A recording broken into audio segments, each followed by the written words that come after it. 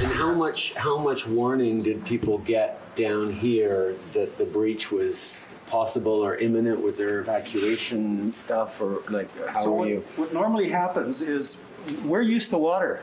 That's not the issue. Yeah. If the breach, if the Nooksack hadn't come, we probably could have handled that rain event. What we couldn't handle. Prime Minister Justin Trudeau on Friday getting a first-hand look at the devastation that took place in Abbotsford. The area is still flooded.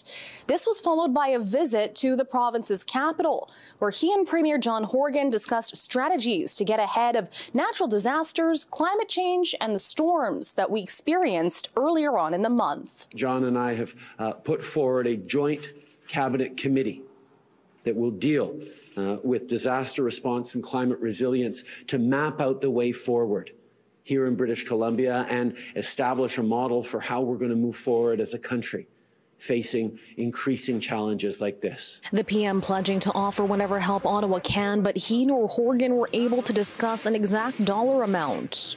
It's going to be expensive, but it would be far more expensive to do less or not to do enough. It's premature to do that, and in fact was not the focus of our conversations today. What was part of the discussions, working with the U.S. on solutions, with the Skagit and Nooksack rivers running through both countries.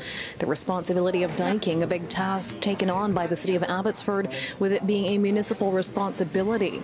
As for why the PM chose to visit Abbotsford and not other parts of the province. One of my primary priorities in making the decision to come out here was to not disrupt the operations on the ground, the precarious supply lines, the supply chains, the real challenges of actively rebuilding infrastructure. The decision was made that Abbotsford was a good place for me to go to express my support, not just for the people of Abbotsford, but be able to, from there, talk directly about the supports and the fact that we are going to be there for people throughout the interior of BC and indeed across the country who've been affected by extreme weather events. And the next few days will be important, with many areas in BC bracing for more atmospheric rivers, rain and wind.